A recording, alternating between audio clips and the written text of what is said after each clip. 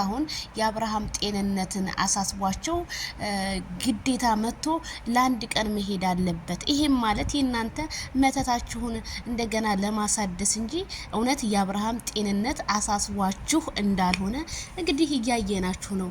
እነሩታ ማለት ምንም ጤንነቱ ያሳስባችሁ። ምክንያቱም ቢያሳስባችሁማ ኖሮ ቢሆን የኮሜንታተርን እንባ የአብርሃምን ጤንነት በቃ አዝናችሁ ወደ ራሳችሁ ትመለሱ ነበር። ያ አላሳሰባችሁም።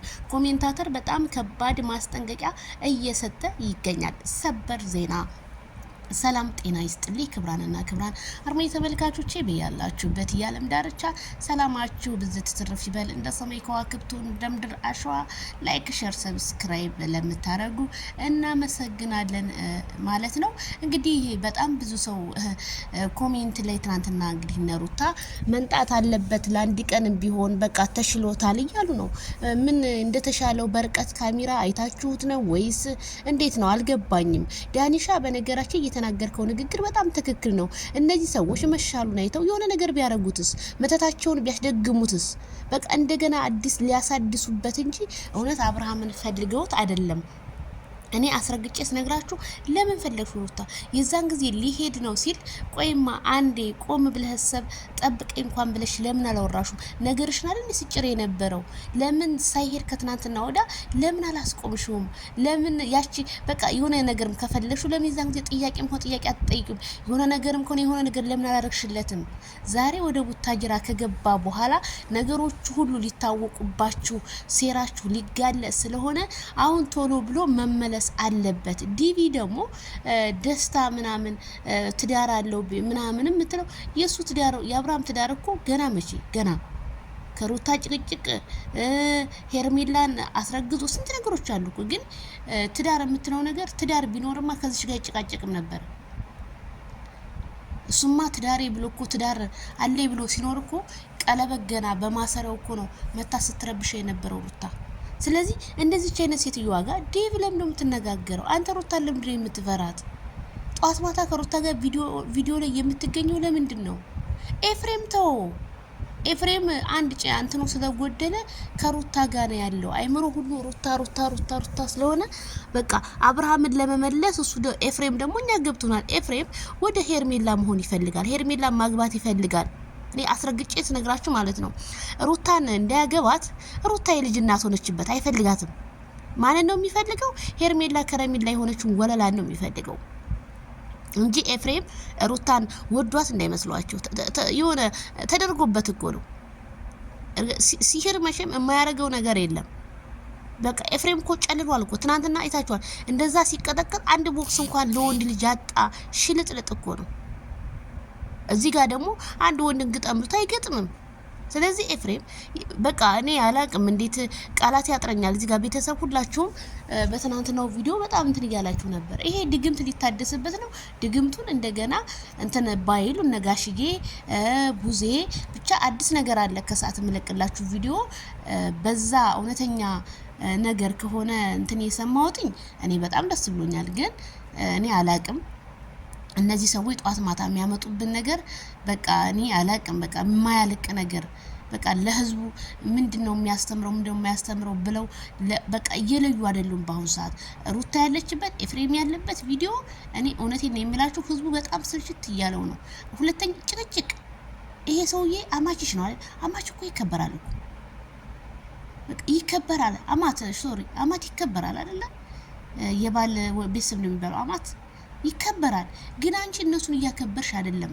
አንቺ ካለሽበት ማማ ላይ ወርደሻል። ሩታ ራስሽን እንዴት አድርገሽ መጠየቅ እንዳቃተሽ አላቅም። ደግሞ ይሄ ጸጉር ስታይል በቃ ቀየር አድርጉ ደግሞ እና በጣም እኔ እውነት እኔ ምን እንደምል አላቅም። ብቻ ስነ ስርዓትንም ለሰው ልጅም ክብር ከሄርሜላ ተማሪ። ሄርሜላ እውነት ትምህርት ቤት ናት። ተማሪ እስኪ ከሷ እስኪ እሷ የምታረገውን አንቺ ሁሉ ጊዜ ችኩል ብትዩ ችኩል ብለሽ አትሸዋል እንጂ አላገኘሽም። ብዙ ነገር አትሻል እናቃለን። አሁን ደግሞ በራስሽ መቋቋም ሲያቅትሽ ግድ ይሄ ልጅ መለሳ በቃ ተመልሶለታል ስትባይ አይ ቆይማ ከተመለሰለትማ ጭራሽ እንዳይጠላይ ብላ እሱ ላይ መተታቸውን ለማሰራት እንጂ እውነተኛ ታሪክ እውነተኛ እናንተ ለሱ ፍላጎት ኖሯችሁ በፍጹም አስባችሁለት አይደለም። እሺ ጋሽዬ ጋር ብዙ ለውጦችን ያገኛል። አንደኛ ጸሎት ያደርጉለታል፣ ሁለተኛ ቤተሰብ ጋር ሲሆን ራሱን አይምሮውን ቀይር ያደርጋል። አይምሮውን ግን እንዲቀይር በፍጹም እየፈለጉለት አይደለም።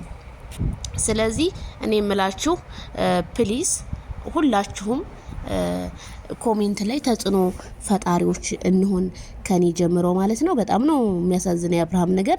አሁንም በቃ እንዲሻለው በቃ አይፈለግም። ከዛ አንጥተው መቀመቅ ውስጥ ለመክተት ወደዛው ወደ ጭቅጭቁ እኛ አሁንም ቢሆን እኛ አብርሃም ተሽሎ ካልመጣ ባይመጣ ይሻለናል። በቃ ተሽሎት ራሱን በቃ አውቆ ይሄንን ኦዲየንስ ሰላም የሚልበት በቃ ህዝቡ የሚጓጓው እንደዛ እንጂ ለጭቅጭቅማ አብርሃም ለምን ሄደ? ተመልሶ ለመጣ ለምን ሄደ? ስለዚህ እኔ ባይመጣ ባይነኝ። ጭቅጭቅ ሰልችቶናል ሩታ። ይሄን ጭቅጭቅሽን እንደው መቼ ነው ከኛ በቃ የምትተው መቼ እንደሆነ አላቅም። ልጅሽ ራሱ ለልጅሽ መቼ ነው ጊዜ ያለሽ? ልጅሽን ትሪት አታረጊም? ውጭ ላይ ይዘሽ አታዝናኒም? እንደው እናቴ ነገ ያንቺ ልጅ ይሄን ቪዲዮሽን ያፍርበታል። አንቺ ልታጠፊ ትችላለሽ። ጧት ማታ ታጠፋላችሁ ቪዲዮ ልታጠፉ ትችላላችሁ። ከህዝቡ አልጠፋም። ከእናንተ ቢጠፋ ህዝቡ የቆራረጠው ቪዲዮ አለ እኮ እንደ ታሪክ ይቀመጣል እኮ። ነገ የሚመጣው ትውልድ ከእናንተ ምንድነው የሚማረው? ትዳር ጭቅጭቅ እኛ ቤተሰቦቻችን እናያለን እኮ እኛ እኔ አላቅም ብቻ እኔ ሰው ትዳር ውስጥ በጣም በእናንተ ትዳር በጣም ሰው ነው ፈተና ያየው። ሁልጊዜ ጭቅጭቅ። አንድ ሴት ተፈተሻል ተባለ ተፈታለች፣ በቃ ሌላ ደግሞ አማራጯን መፈለግ እንጂ ከሱ እግር እቂጥ ስር ምን አረገሽ? ወንድ ልጅ ካልፈለገሽ ገና ካጻጻፉ ካነጋገሩ ታቂያለሽ። ወንድ ሌላ ሴት በቃ ፈልጎ እንደሄደ አንቺም የዛን ጊዜ እሱ በፈለገብሽ ሰዓት አንቺም ሌላ ፈልገሽ እሱን ማናደድ እንጂ ያለብሽ ከሱ እግር ስር ካልሽ ምን ጊዜም የእግሩ ጣቢ ነው የሚያረግሽ። ልክ አንቺ አሁን የአብርሃም እግር ጣቢ ነሽ። ምክንያቱም እሱ አይፈልግሽም። እሱን በተለያየ ሴራዎች እያሰርሽ ነው።